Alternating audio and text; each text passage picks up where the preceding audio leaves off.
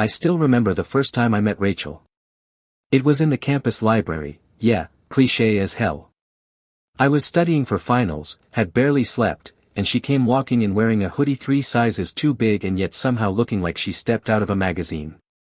She asked me if she could borrow my highlighter. I handed it to her, and our fingers brushed. It sounds stupid, but I swear the moment lasted longer than it should have. She smiled. I smiled. And that was the beginning. We were inseparable within weeks. We binge-watched shows. Took long walks across campus. She made me playlists, and I made her ramen at 2 a.m. during finals. She laughed at my dumb jokes.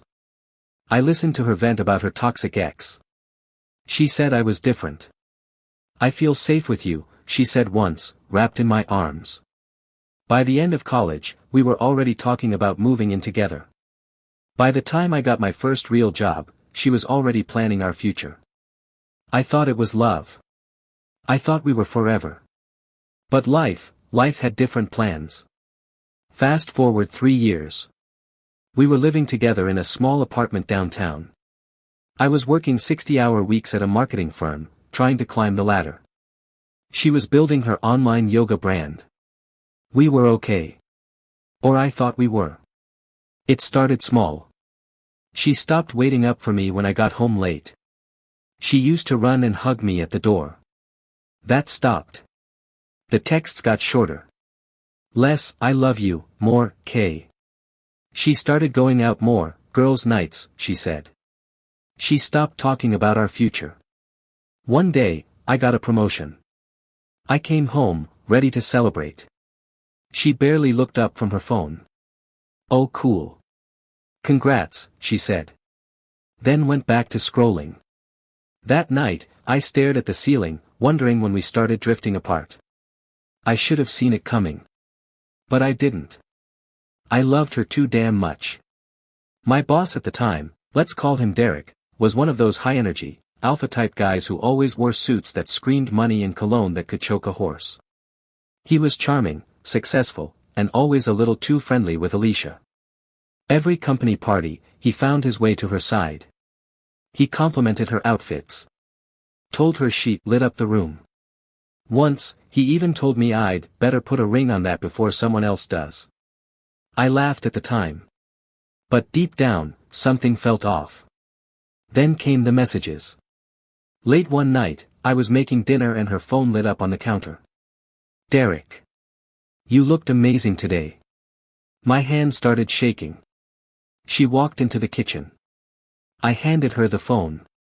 You want to explain this? She didn't flinch. Why are you going through my phone? No denial. No guilt. Just deflection. That should have been the end. But I was in love. God help me, I stayed. A week later, I stayed late at work. Something was bugging me. I couldn't let it go. I asked Derek if he could give me feedback on a campaign I'd worked on.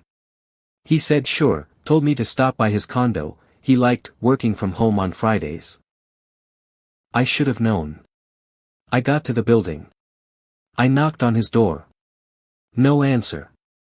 So I turned around to leave. And there she was. Rachel. Hair messed up. Wearing his hoodie. She froze. So did I. I don't remember what I said. I think I just stared. She didn't say, I'm sorry. She didn't say, it's not what it looks like. She just crossed her arms and said, well, maybe if you were more of a man, I wouldn't need someone else. I drove all night. I cried harder than I'd ever cried before. I ended up parked outside my old college dorm, just staring at the empty building. Remembering the girl who once said she felt safe with me. She made me feel like I was the problem. Like I wasn't man enough. Strong enough. Sexy enough. Ambitious enough. That night, something inside me broke. But something else awakened. I moved out the next morning. I blocked her. I blocked Derek. And I started building. I poured every ounce of pain into a tech startup idea I'd shelved for years. I quit the marketing firm a month later. My two best friends joined me. We lived off ramen and Red Bull. 6 months later, we launched. 12 months later, we sold to a major corporation. And guess who was on their board? Derek. Derek had no idea I was involved, until the new executive team rolled in. When he saw me, his face went pale. He shook my hand like nothing happened. And Rachel?